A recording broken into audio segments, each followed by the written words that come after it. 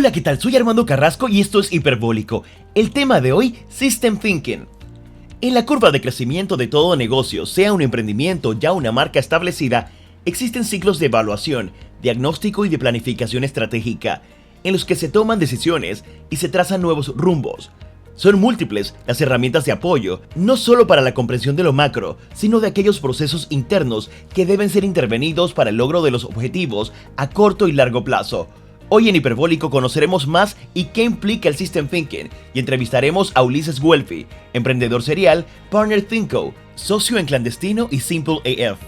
¡Arrancamos Hiperbólico! Ulises, para ti, ¿cuál es la definición del concepto e innovación en el contexto actual de los emprendimientos?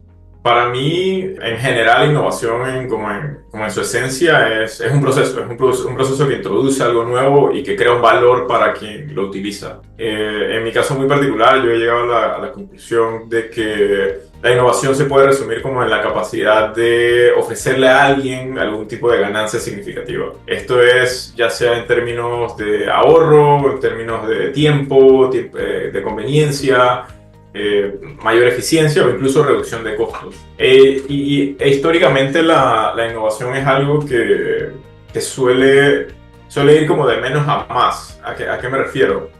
Yo puedo innovar personalmente en procesos internos y eso obviamente tiene una influencia pequeña. Tanto pueden existir innovaciones que pueden como que cambiar la forma en que la dinámica de un sistema, cómo interactúa, pues. ¿A qué me refiero? Por ejemplo, en su momento, la imprenta cambió cómo nosotros podíamos acceder a información, porque se podía producir mucho más rápido libros. O, por ejemplo, en su momento Facebook también representó un cambio muy grande en cómo nosotros interactuábamos socialmente. Pasamos a muchas interacciones más digitales que personales, y eso incluso cambió también cómo nosotros como humanos comenzamos a interactuar, incluso a comprar, incluso a hacer distintas cosas que generalmente antes no hacíamos, ¿no? Entonces creo que para mí esa es como cómo yo definiría innovación. Y como lo has dicho, la innovación se va adaptando inclusive al contexto histórico. En esa evolución de los negocios, ¿cómo ha impactado esa innovación? Porque tú lo has dicho, en cada etapa del negocio o en cada etapa de esa industrialización ha habido innovación. Sí, incluso a menudo pensamos que a veces la innovación es solamente tecnológica, y realmente la innovación puede manifestarse como en cualquier tipo de ámbito. Por eso antes mencionaba cómo puedo hacerlo para mí personalmente como para otros, ¿no? Entonces yo puedo innovar en un proceso, puedo innovar en un producto, en una estrategia, y también hay que entender que la innovación es algo muy como contextual. ¿A qué me refiero? Lo que resulta innovador en algún país o en algún espacio o en alguna comunidad no necesariamente va a ser innovador en otra. O sea, por ejemplo, una solución diseñada para climas fríos no va a tener ningún impacto en Panamá, ¿no? O sea, no, es una solución que no hace, o es una innovación que no hace sentido al contexto de Panamá. Y lo otro interesante de eso es que eso, verlo como de forma contextual, también limita o expande el tamaño de mercado al que tú le puedas entrar, ¿no? Porque, por ejemplo, no es lo mismo innovar o crear una solución en una comunidad de 20 personas que innovar para hacerlo para 20 millones de personas. O sea, en ambos casos hay innovación. La innovación fue clave para resolver el problema, pero la escala es distinta, las necesidades organizacionales son distintas. Por ende, el entendimiento del mismo sistema es distinto. Incluso para 20 millones de personas son muchas otras variables que hay que tomar en cuenta para poder realizar esa innovación y generar el impacto que uno realmente desea, ¿no? Entonces, en ese sentido, yo soy de los que cree que la innovación genera muchos impactos en un país o en un espacio donde se desarrolle, porque una empresa que innova es una empresa que puede generar empleo. Este empleo a su vez impulsa capacitación y desarrollo, lo que impulsa a su vez un cambio social. y por ende se genera también una diferenciación en este emprendimiento o esta empresa que puede obviamente hacer que se adapte más rápido a cambios, que pueda generar incluso más ingresos. Y al final la innovación también se vuelve crucial para cualquier emprendimiento o cualquier empresa que quiera como estar como ahead a la competencia, ¿no? Ahorita que hablamos de negocios, de empresas y emprendimientos, y creo que la intención de quien lo realiza o quien lo inicia es llegar a tener rentabilidad, llegar a tener un negocio exitoso. A tu parecer, ¿qué herramientas necesita ese emprendedor o esa persona con idea de negocios para comenzar a implementar y que eso se vuelva un proyecto a largo plazo? Sí, para mí, personalmente, bueno, yo he trabajado con varios emprendimientos ya, y para mí lo principal es poder validar la idea. O sea, es asegurarte de que esa idea que tú tienes responde a una necesidad de mercado. Eso es como lo básico, y mucho de lo que se habla hoy en día es como cómo atacar esos mercados nichos, porque por ejemplo yo cuando comencé a emprender hace como 9, 10 años, casi que era masivo lo que se buscaba. Ahora se busca específicamente como manejarse con esos mercados nichos.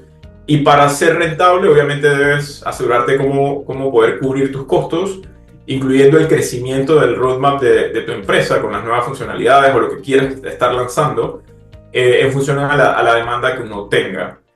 Para mí, yo soy fiel creyente de la validación.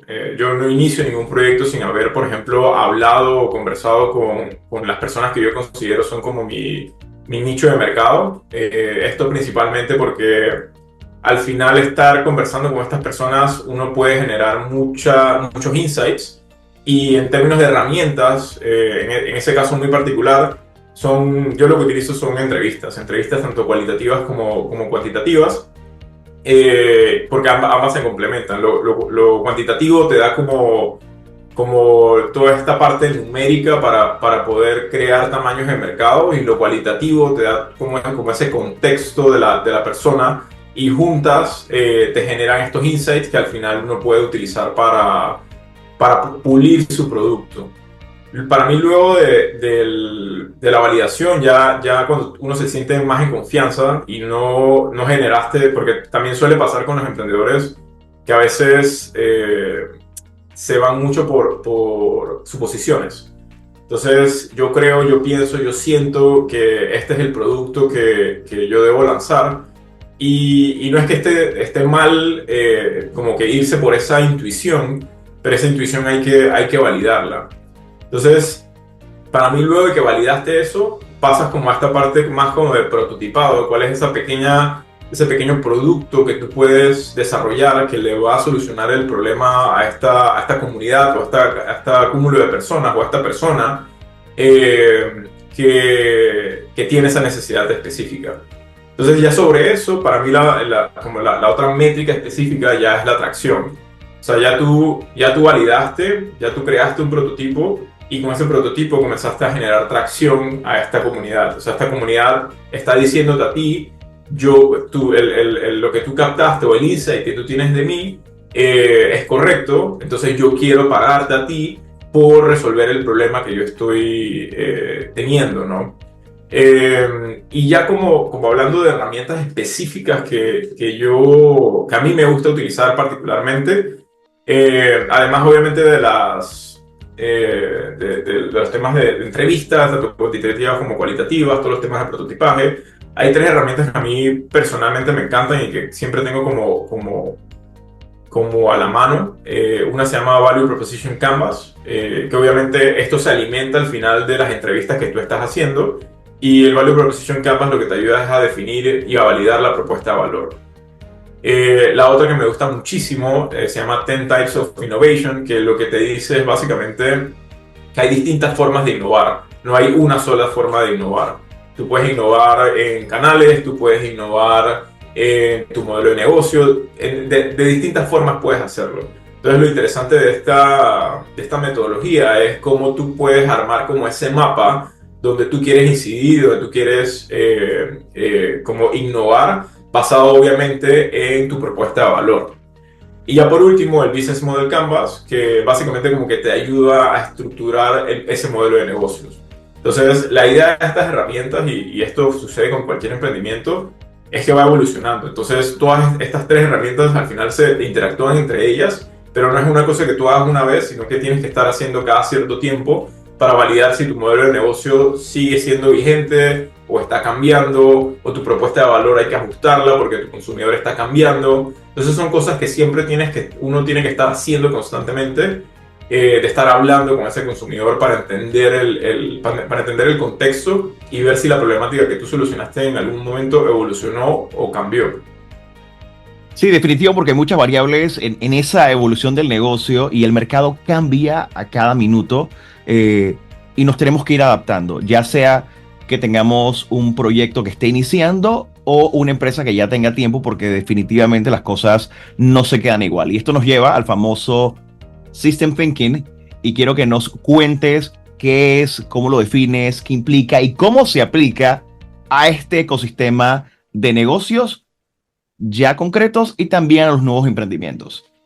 Sí, el System Thinking es algo que personalmente yo encontré hace un par de años y es algo que personalmente como que abracé y como que amé cuando entendí el concepto, porque también creo que mi mente funciona de esa forma, y es básicamente, el System Thinking es un mindset, es una forma de pensar que va acompañado con un framework que se llama dinámica de sistemas complejos.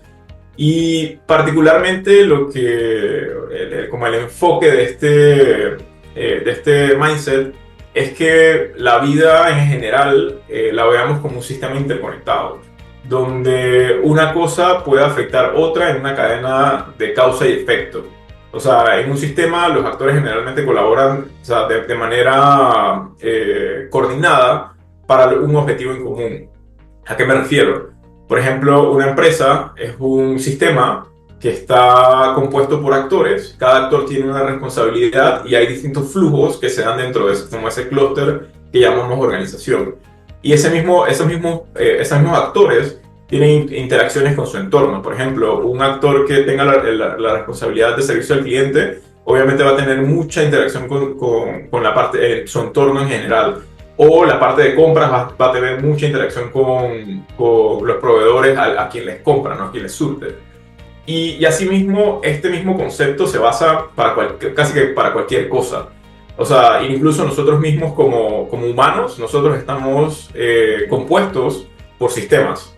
O sea, nosotros estamos compuestos por un sistema nervioso, por un sistema digestivo, por un sistema óseo. Entonces nosotros mismos somos sistemas, aunque no necesariamente nos hayan enseñado a verlo de esa manera o lo veamos de esa manera. Somos sistemas y estamos dentro de sistemas e interactuamos con sistemas. Por ejemplo, un sistema que hace un par de meses estuvo como en la palestra pública y que yo personalmente pienso que va a estarlo en el próximo año, porque creo que es un problema que no se ha manejado, es por ejemplo el sistema de recolección de desechos en Panamá, que todos sabemos que está colapsado, pero obviamente como vivimos en un sistema y también en un sistema tiene ciclos, hoy hay lluvias, hoy el Cerro Patacón no se va, por ejemplo, a incendiar, pero en un futuro va a poder pasar y el sistema va a colapsar de vuelta. Entonces, generalmente, como en este caso muy particular que coloco porque hay dos tipos como de pensamiento, ¿no? Está el pensamiento lineal y está el pensamiento no lineal. Pensamiento lineal, en este caso muy particular, es yo soy una persona que meto mi residuo en una bolsa y para mí esa bolsa va a ser Patacón y listo, terminó. Pero cuando tienes el mindset de pensamiento sistémico, tú como persona vas a decir, perfecto, yo pongo mi residuo en esta bolsa va a ser Patacón, ¿qué pasa luego que vaya? Si no hay una gestión de residuos, seguramente eso se va a acumular. Si se acumula, genera contaminación en el suelo, genera distintas problemáticas, como por ejemplo los incendios que se generaron. Entonces, en esta relación causa-efecto, entonces comienzas a ver otras como aspectos que generalmente no pensamos o no prevemos que puedan suceder. Y eso me lleva a que el System Thinking también se relaciona mucho con los temas de circularidad y sostenibilidad. O sea, la idea es que dentro del diseño de sistema que se genere, se pueda diseñar una circularidad para que haya sostenibilidad. Hoy muchos de los sistemas que existen dentro de la economía local, incluso me atrevo a decir internacional, no necesariamente son sostenibles. ¿Por qué? Porque tienes a una empresa que hace sodas recogiendo botellas de PET en una playa, pero eso no es sostenible. O sea, entonces el mismo diseño del sistema como tal no funciona. Y en particularmente en los negocios se utiliza justo para eso, para comprender cómo las diferentes partes de una organización interactúan entre sí, o sea, internamente y con su entorno. Y es muy útil para diseñar estas soluciones a problemas complejos.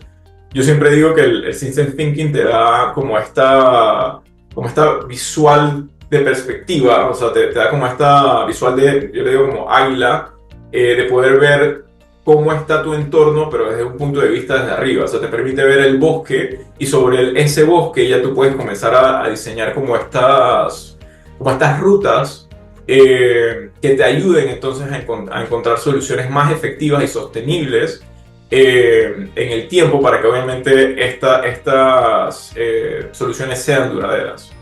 Y en el caso de nosotros muy, muy particular, nosotros utilizamos la metodología para desarrollar estas innovaciones en compañías, basándonos obviamente en el contexto específico de cada una, y aquí traigo obviamente nuevamente el tema de innovación, ¿no? Uno tiene que basarse en el contexto específico de cada uno, porque también uno entiende cuál es la capacidad que uno tiene, y la idea es entender cómo estas organizaciones desean impactar al mercado que sirven. Entonces, tenemos el contexto, tenemos lo que busca la empresa, hacemos un match y sobre eso entonces diseñamos soluciones que la empresa sea capaz realmente de poder ejecutar. La idea es que cualquier cosa que se diseñe en términos sistémicos, la empresa la pueda ejecutar. ¿Cómo sabes tú en ese diagnóstico o en esas entrevistas primarias con la empresa cuándo es aplicable el System Thinking? Yo creo que el System Thinking es algo que personalmente, y esto es algo que para mí se tiene que enseñar incluso en las escuelas. Es algo que todos deberíamos aprender de alguna manera, ya que el mundo en el que vivimos no es lineal. Creo que nos quedó muy claro, por ejemplo, en la pandemia pasada, cómo algo que sucedía en China afectó en Panamá. Entonces yo creo que es algo que simplemente todo el mundo tiene que aprender. Es un mindset que te abre la mente como para entender esas posibilidades, obviamente nuevamente basados en el contexto propio, y lo que eso te ayuda es a definir esas rutas viables para tu proyecto, ya sean personales o organizacionales. Entonces naces desde tu contexto y aceptas ese contexto, y sobre ese contexto es que partes. A veces yo he visto muchos emprendimientos que, o sea, me dicen cosas como quiero hacer recuerdo uno que me dijo, quiero hacer un jardín vertical. Y yo le preguntaba, háblame tú de qué tú haces. Y él me decía, soy programador. Entonces yo en mi cabeza era como que, ok, hay una cosa que no hace match con la otra, porque para hacer estos jardines verticales tienes que tener otros expertices que no necesariamente tú tienes como programador. Entonces tú eres una parte de todo el diseño del sistema que tú quieres hacer. Entonces te falta esa parte. Entonces para mí ese emprendedor en particular tenía que entender mejor su contexto para decidir qué idea quería desarrollar. Y la realidad es que estos procesos de System Thinking son procesos, o sea, de funcionamiento diario. Tú te puedes dar cuenta cuando cosas no fluyen adecuadamente, cuando se generan fricciones dentro del mismo proceso de la organización. Y simplemente como al implementar este mindset, te permite hacer esos diagnósticos y ajustar los procesos. Esto obviamente asegura que las diferentes partes de la organización comiencen a trabajar de forma más como armónica, porque al final eso es lo que quiere todo el mundo dentro de sus empresas. La gente no quiere estar estresada, pero y digo, también aquí vienen las cosas culturales, ¿no? Porque a veces pensamos que estrés significa que estamos haciendo las cosas bien y no necesariamente es así. Entonces, el System Thinking te ayuda como a poder observar si una organización enfrenta estos problemas recurrentes o complejos que no se resuelven con soluciones convencionales. O sea, no, el System Thinking o sea, no es algo que te va a decir quita esto y pon esto, sino que te va a decir permíteme entender tu contexto completo, permíteme como que conversar con todas las partes para entender cuáles son esos flujos, dónde existen estos cuellos de botellas para comenzar a eliminar fricciones y eliminando esas fricciones, obviamente entonces puede haber alineación entre los departamentos, la resistencia al cambio se minimiza y se puede incluso prever y reaccionar a cambios en el entorno mucho más rápido, ¿no? Y al final la idea es poder, nuevamente, poder comprender el contexto de esa organización para de ahí entonces identificar esos puntos de inflexión y sobre esos puntos de inflexión entonces vamos desarrollando los cambios para que nuevamente estos cambios perduren en el tiempo y no sea algo que simplemente yo haya quitado y puesto y entonces a lo largo del tiempo simplemente se cayó ese cambio que se hizo, ¿no? La idea de esto es poder hacer cambios que generen realmente sostenibilidad en las organizaciones. Ahorita que hablaste de la variable del tiempo, ¿este proceso queda escrito en piedra o en el camino yo puedo ir reevaluándolo, cambiándolo, proponiendo nuevas formas si esa propuesta inicial funcionó hasta cierto punto? ¿Es finito o es infinito el ciclo del System Thinking? Te respondo sí y no, y voy a como ampliar ahí. A mí lo que me encanta del tema de la dinámica de sistemas es justo eso. La dinámica es algo que siempre está en movimiento, siempre es continuo. Este mindset en gran medida es continuo, porque al final los sistemas van evolucionando y van evolucionando en el tiempo. O sea, por ende, tú vas a requerir cada cierto tiempo estar haciendo como estos procesos de análisis del sistema, como para entender qué ajustes tienes que ir haciendo bajo las condiciones en las que estás trabajando. Nuevamente, yéndome al tema de la pandemia de hace unos años, muchas empresas tuvieron que ajustarse porque el sistema cambió. En ese momento, cuando cayó la pandemia y fue algo muy súbito, cayó la pandemia, muchas empresas tuvieron que cambiar sus procesos internos porque ya no podían hacer lo que hacían anteriormente. Entonces, esto lo que hace es que al final es que tú puedas analizar esa dinámica y esa evolución de la dinámica que ocurre en la medida que cambia. Eh, y, por ejemplo, voy a poner otro ejemplo también para ejemplificarlo, vale la redundancia. Por ejemplo, cuando hay cambios de gobierno, que nos pasó hace un par de meses, eh, también hay un aumento de complejidad. ¿Por qué? Porque todos los actores que están dentro del sistema gubernamental comienzan a cambiar. Entonces eso también hace más difícil rastrear todos los cambios hasta que incluso uno lo ve en forma económica. Muchas veces cuando hay cambio de gobierno, las inversiones comienzan a frenarse. ¿Por qué? Porque la incertidumbre aumenta, porque no se sabe qué va a pasar, no se sabe cómo van a ser los nuevos flujos que va a traer como este librito nuevo del gobierno nuevo. Entonces, eso es súper interesante cuando uno lo ve y al final estos son cosas que uno también tiene que estar constantemente midiendo, para eso existen los politólogos que están haciendo este trabajo, ¿no? Y al final, o sea, estos análisis se hacen de forma constante. Es como si yo te diera una foto del momento en donde tú estás hoy, tu contexto hoy, y cada una de esas fotos es una evolución. Entonces tú puedes tomarte una foto hoy, hacemos un análisis sistémico de tu organización, pero en un año esa organización posiblemente haya cambiado o haya evolucionado, porque los cambios también se dan de forma no necesariamente son tan obvios, o sea, porque van cambiando las personas, por ejemplo, y por ende, si los procesos no están estructurados, los procesos van a comenzar a evolucionar y van a comenzar a cambiar mediante los cambios se vayan dando. Eh, y aunque se puede definir, digamos, como fases y puntos de intervenciones específicos, Al final todo lo que es el monitoreo, la adaptación constante son al final esenciales para asegurar que el sistema siga funcionando. Entonces, a tu pregunta, es un sistema, perdón, es un enfoque continuo, es algo que siempre está sucediendo por el hecho de que el sistema va evolucionando en el tiempo, va cambiando y los actores que antes estaban ya no están y vienen con otro tipo de mentalidad o con otro librito y eso permea o como que se distribuye dentro del sistema, ¿no? Ahorita que hablaste de la implementación, sabemos que la parte complicada de estas nuevas propuestas dentro de las organizaciones, ya sea grandes o pequeñas, es exactamente eso, la resistencia que se pone a estos nuevos procesos o a nuevas propuestas para una empresa en particular.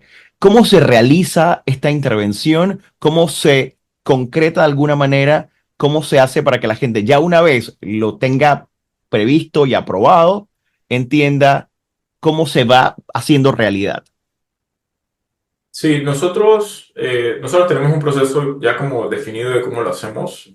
Principalmente es como identificar ese problema y comprender ese problema en su totalidad. Porque muchas veces ese problema que nos comparte el cliente puede ser un síntoma de algo mucho más grande. Entonces, por eso nosotros, aunque el cliente a nosotros nos diga que tiene un problema específico en X lugar, ese problema puede haberse propagado por cosas externas incluso.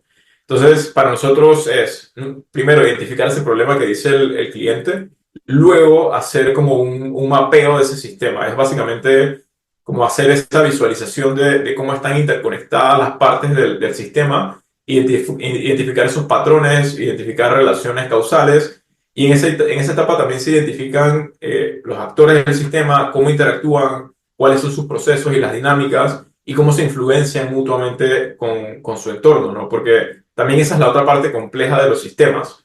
Yo puedo tener un clúster de actores muy pequeño, pero ese clúster muy pequeño puede tener una influencia muy grande en el sistema, o al revés. Puedo tener un sistema muy robusto que tiene incidencia en actores, en clústeres más pequeños. Luego de que ya identificamos el problema o el problema inicial, hicimos ese mapeo, hicimos como esa vista del bosque completo. Sobre eso, entonces nosotros nos sentamos con los clientes como a crear y evaluar como esos diferentes escenarios o esas rutas donde podamos como hacer estas intervenciones. ¿Por qué nosotros nos reunimos generalmente también con los clientes para desarrollar estas rutas? Porque al final nosotros somos facilitadores de esta metodología. El cliente siempre va a entender su contexto mejor que el de nosotros. Entonces nosotros siempre lo traemos a la mesa para poder que ese cliente nos diga, hey, esto se puede, esto no se puede. La realidad es que yo no tengo la capacidad para hacer esta ruta, pero sí tengo la capacidad de hacer esto o esta intervención y esta prefiero hacerla en un año o 2 años cuando volvamos a hacer este mapeo de actores, ¿no? Entonces, ya sobre eso, nosotros decidimos qué rutas son posibles y sobre esas posibilidades, entonces implementamos. Entonces, ejecuta esta estrategia, obviamente de forma planificada, con sus tiempos, con su project management, y la idea es que se asegure de que todos los elementos del sistema sean considerados para minimizar cualquier riesgo que no queramos que suceda. Entonces, muchas de estas implementaciones también se pueden hacer por fases. Y la idea es que comencemos como con un piloto y ese piloto comience a propagarse alrededor del sistema completo de la organización. Y ya por último, entonces viene ya toda la parte que es monitoreo y ajustes, o sea, es monitorear cómo van en ciertos puntos de inflexión que nosotros hayamos como marcado, realizar ese monitoreo y cualquier ajuste entonces que tengamos que estar haciendo sobre el diseño que estamos implementando, ¿no? Esa es como overall la forma en que nosotros lo trabajamos. Cuando se proponen estas hojas de ruta o estas propuestas diferentes o escenarios, ¿qué valida para ustedes que va a ser efectivo y que va a solucionar el problema? Bueno, obviamente hacer todo este trabajo previo asegura un poco o valida un poco la base en la que partimos. Y esto también se hace un poquito de match con lo que te mencionaba al principio de cómo validar una idea. O sea, es hablar con todas estas personas para entender su contexto, es también hacer estos estudios cuantitativos para entender también qué piensan del proceso o cuáles son las problemáticas que están teniendo ellos como personas. Pero al final todo esto se valida mucho con pruebas pilotos o implementaciones en fases donde poco a poco vamos como monitoreando los resultados en tiempo real. Y es importante, obviamente, comparar los resultados esperados con los resultados reales y ajustar el modelo sobre eso y sobre lo que sea necesario, porque también, y que eso es también lo otro que me encanta del System Thinking, es que uno también está como al tanto de que hay cosas que pueden pasar, que no necesariamente estaban en el mapa que tú hiciste, pero comienzan a entrar nuevas. O sea, una compra de un proveedor por una empresa más grande cambia totalmente la negociación que tú puedas tener con ellos, ¿no? Entonces son cosas que uno no necesariamente está anuente o estuvo anuente cuando hizo ese mapeo, pero son cosas que pueden pasar, digamos, en el tiempo que se esté desarrollando el proyecto. Entonces, lo otro importante dentro de las implementaciones que se hagan para este tema de la efectividad es la retroalimentación de los stakeholders. O sea, hay distintas personas, y por stakeholders me refiero a los actores que están interactuando dentro del sistema. Hay distintas personas involucradas y definitivamente es como súper valioso y crucial identificar a estas personas para que obviamente se sepa que se le está resolviendo un problema y poder ir ajustando el mismo, ¿no? Porque al final, cuando tú haces cambio en un sistema, especialmente en los puntos de inflexión que encontraste, van a surgir nuevas dinámicas, van a surgir nuevas formas de hacer las cosas. Y me voy de vuelta al ejemplo que te decía del gobierno. Cuando un gobierno viene nuevo, la dinámica cambia. O sea, ya hay una base, pero la dinámica va a cambiar. Entonces, en esas nuevas dinámicas se tiene que también que prestar atención a cómo se están haciendo las cosas.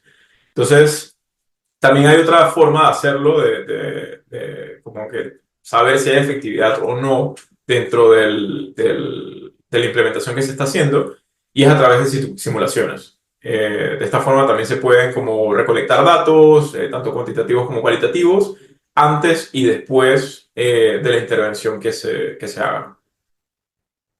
Vamos a hablar de la parte final, ya cuando el proyecto es aprobado. ¿Ustedes realizan algún tipo de entregable a esa empresa? ¿Este proceso de alguna manera puede replicarse? ¿La empresa lo puede replicar quizás en otra área de alguna manera? ¿O la recomendación de parte tuya es para cada área o para cada problema hay que realizar un diagnóstico diferente? O sea, en la respuesta en directo es sí. El resultado es de un proceso de System Thinking. Puede ser un entregable reutilizable, especialmente porque se documentan muchas de las lecciones aprendidas por los actores del sistema. Se documentan también los modelos sistémicos de cómo funciona el sistema, o sea, cómo interactúa, cuál es la dinámica, cuáles son los procesos que estructuran esta organización. Y también se documentan las estrategias desarrolladas. Entonces, obviamente, el cliente teniendo esto como base, básicamente puede hacer cualquier cambio que él desee en un futuro. Y cuando se integran, por ejemplo, la metodología de Human Centered Design, estos entregables también reflejan como una comprensión como profunda de las necesidades y experiencias de los usuarios, lo que lo hace que sea aún más valioso para futuras aplicaciones, porque entonces ya entiendes el contexto de cada persona que está dentro de tu organización y ya puedes tomar decisiones sobre eso a un futuro.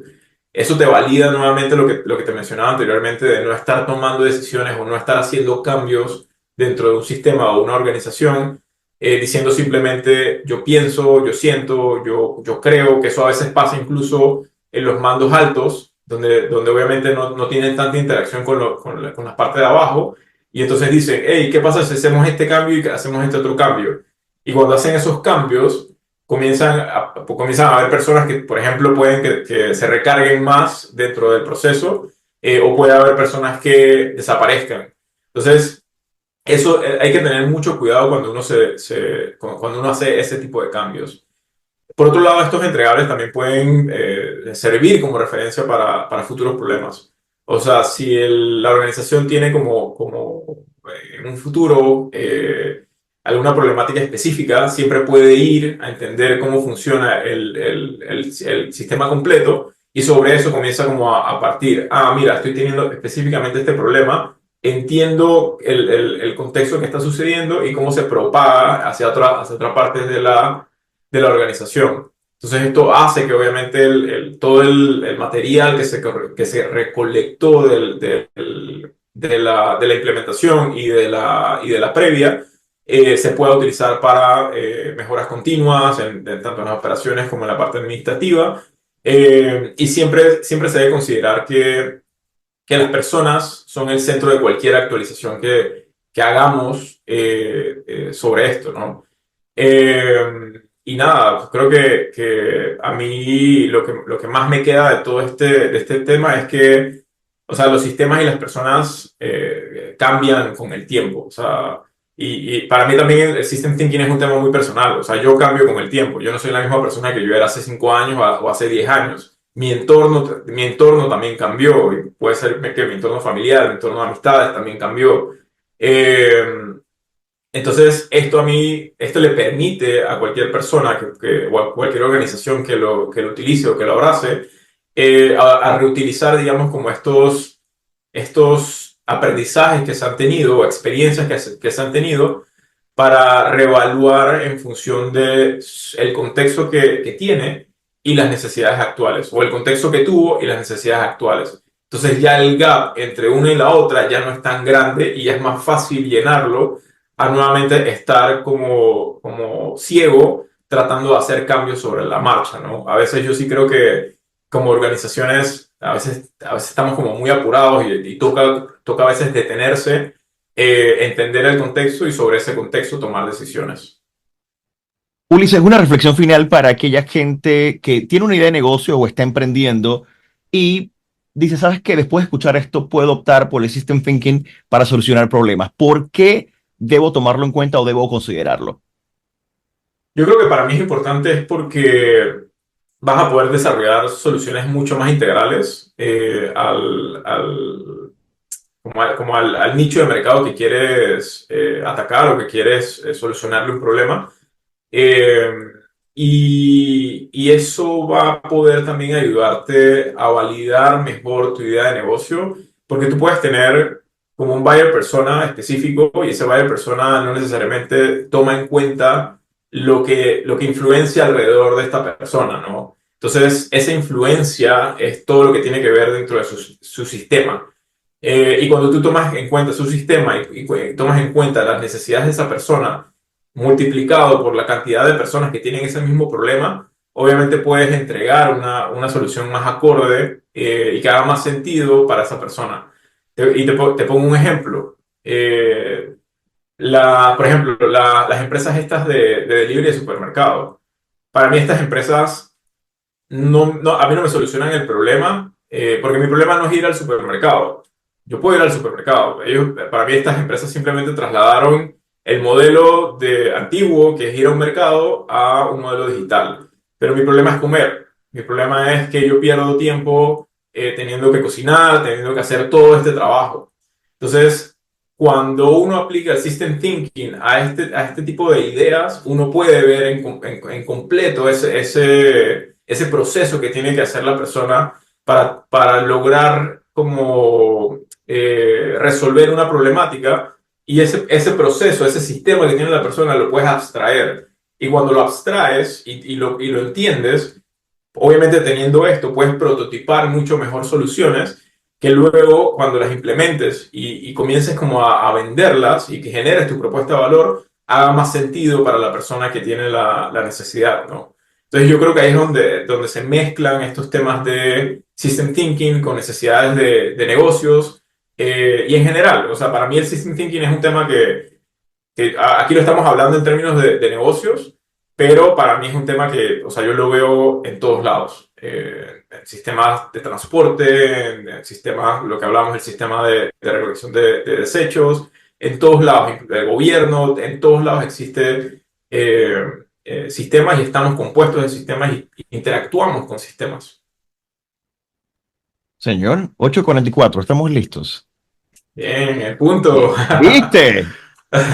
¿Viste? O sea, Buenísimo. ahí clarito, clarito todo. O sea, yo creo que lo que tengo que editar es básicamente mínimo, pero queda, creo que intacto el podcast. Te agradezco. Eres una A ti. lumbrera en este tema. Valió la pena la correteada.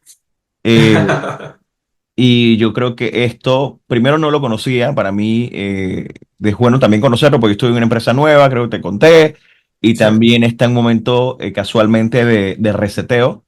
Y yo creo que al final, aunque yo no tenga que ver con la estructura total, son cosas que en una empresa pequeña uno puede como que, tú sabes, ver un poco más macro y entender el proceso o proponer otras cositas, sí, pero interesante. Y muy, muy interesante porque a veces nos tiramos a la pedra a hacer cosas, ¿no? sí, sí, Y por ahí, supuesto. sí, y nada, el mercado está saturado y hay que ver realmente cómo me diferencio y cómo me hago espacio. Eh, y bueno, a veces hay que desechar ideas que te parecen buenas, o sea, porque yo puedo decir, es que yo quiero hacer esto, pero si lo testeo y digo, puta, pero es que hay 2000 opciones como esta. O sea, tengo la oportunidad de competir realmente, soy buena en esto o realmente, hey, me dedico a otra cosa. Creo que también hay Sí, que ser sabio y bajarse ese pedestal y tú sabes decir, me voy sí, por otra ruta o busco otro producto o busco otra especialidad, porque hay, no, sin ofender a nadie, hay 1000 gente haciendo coaching. sí, Entonces, total. yo quiero decir, es que ahora yo quiero ser coach de vida. Entonces, eh, Incluso agregarle el factor de pasión, ¿no? Si es una idea que te... O sea, porque puedes tener la mejor idea del mundo, pero si no es una idea que te apasiona o te gusta, no, claro. va a ser un trabajo para ti. En vez de disfrutarlo, vas a estar como que, tengo que hacer esto de vuelta. Y, o sea, a mí me pasó con mi primera empresa, mi segundo startup. eh, yo llegué a un punto que ya dije, ya no, ya, o sea, como que I'm not having fun con esto, y ya no me gusta, ya no me apasiona, ya no, o sea, sí, me gano plata, pero no es algo que me llame o que tenga como un propósito más allá de hacer plata, Mira, literalmente más allá de hacer plata. y te cuento algo muy personal. Yo, obviamente, digo, formé parte de Metcon o todavía trabajo para ellos de alguna manera, pero no físicamente hablando. Eh, pero yo decía, yo quiero trabajar en este lugar y siempre de niño era, yo quiero trabajar en este lugar. Y cuando llegas a cierto punto, a cierta altura en la cadena, en la jerarquía, y dices, brother, esto no es lo que yo quiero, esto no es lo que yo pensaba que era. Y tomas una decisión, ya sea por la razón que sea, la decisión fue por salud mental, básicamente, y ¿sabes qué? No, yo no quiero vivir así. Yo creo que puedo vivir de otra manera. Haciendo lo que me gusta o haciendo más cosas de las que me gusta y tener el tiempo para mí. Y en esas otras cosas como esto, como el podcast, por más que yo esté amarrado en tiempo, que me tenga que sentar un domingo a editar, cuando lo estoy haciendo, estoy feliz, estoy contento porque me Sí, gusta. sí. Y Eh, estás aprendiendo nuevas cosas, estás Claro, escuchando y de nuevas me obligo a personas. aprender, me obligué a aprender a editar, porque nunca lo había hecho, porque digo, uno como comunicador, como periodista, tiene siempre un editor y muy elegante, ¿no? Que alguien te edite el trabajo, pero esto no, o sea, te toca hacerlo solo, aprender y claro, vas adquiriendo otros skills muy rápidos que dice, hey, brother, me siento como un transformer, me voy como que incorporando cosas a mí que no Sí, sentía y la pasión es, tú sabes, decisiva, sí, total. decisiva. Si no te ayuda a levantarte por las mañanas, como siempre digo, cuando ya tú no quieres ir a tu trabajo en las mañanas, ya, Sí, hay un problema. ya hay un problema. Mira, y te cuento algo mucho más personal. Yo tuve 2 duelos pegados, fallece mi mamá y fallece mi abuela con un año de diferencia. Y yo trato de estar siempre como bien animado, de empujándome. Digo, puede estar difícil, pero siempre trato de estar bien. Y cuando yo sentí que se me apagó la chispa, en ese momento yo fui al psicólogo, llamé al psicólogo. Y yo le digo, y ya lo conocía, pero nunca me había tratado con él. Le digo, mira, me está pasando algo, es como si me hubieran robado la alegría. Digo, obviamente en un tema personal muy duro, pero Sí, son cosas que uno sí, sí, puede sí. trasladar y dice, ¿sabes qué? Cuando pierdes esa alegría, cuando pierdes, hey, hay que sentarse a Sí, hablar y resolverlo total. y ver qué sucede y buscar otra cosa que digo que si antes, que quizás antes no te apasionaba, pero uno va cambiando, como tú dices, uno va cambiando y cosas que no me gustaban antes me pueden gustar ahora y las disfruto bien. Sí, no, total, y es parte de la vida, es parte del proceso, es parte de cómo uno, nuevamente, sistémicamente va cambiando. O sea, porque hoy tú estás en otro trabajo y tu entorno también va a cambiar. No, O sea, totalmente. te van a influenciar otras cosas. Entonces, yo creo que la vida se trata de eso, se trata de encontrar las cosas que te gustan y sobre esas cosas que te gustan es que tú tratas de impactar a otros, porque también, por eso te hablaba mucho del propósito. O sea, al final todos estamos en un sistema interconectado y lo que yo haga en un lugar impacta por más pequeño que sea. O sea, que yo vaya a un café todos los días y que yo ponga mi dinero ahí, eso tiene un impacto en ese negocio, aunque para mí sea transparente. Pero eso Claro, ayuda a mantener esa organización y a mantener a estas personas con trabajo. Entonces quizás a veces no lo vemos de esa manera, pero todo lo que yo haga o deje de hacer tiene un impacto para alguien más. Entonces, a veces se trata como de mezclar esa pasión con lo que uno puede generar impacto. Y yo creo que, por ejemplo, con los temas de estos que tú haces de podcast, creo que no es solamente o sea, no solamente tú generas impacto haciendo como este arte y expulsándolo al mundo, sino que también en esa conversación que tú tienes con las personas, ya sea previo o durante el podcast, o sea, tú mismo te vas nutriendo, ¿no? no, totalmente.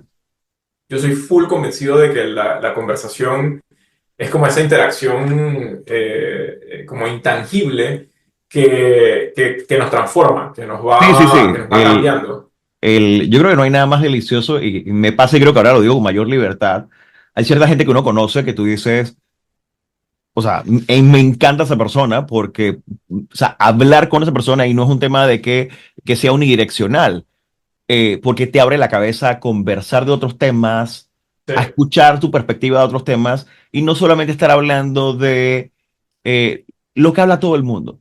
Creo que sí, la vida da para eso, da para un poquito más, ya sea ser profundos o más ligeros, porque creo que todos tenemos ese lado y ese lado también es disfrutable, también hay que hablar tonterías de vez en cuando, sí, porque es parte de lo que somos. Eh, pero sí, la gente te nutre y yo creo que en mi recorrido de los 4 años del podcast me he ganado buenos amigos, me he ganado conversaciones muy buenas y me he ganado despertares también, porque yo también aprendo y aprendo, como le dije a un amigo anoche, aprendo a ser más responsable conmigo mismo. de Eh, acuerdo. Porque veo a gente que lo está haciendo y tú dices, aunque no estemos en la misma área, tú dices, ¿por qué yo no? Sí, de acuerdo, de acuerdísimo, de Así acuerdísimo. que, bueno, señor, lo libero. Te Bueno, agradezco. voy a subir una foto, así que sonríe. Listo. Ok, Bueno, te paso un estamos abrazote. conversando, pues. Igual. Hasta luego, buen día. Dale, cuídate.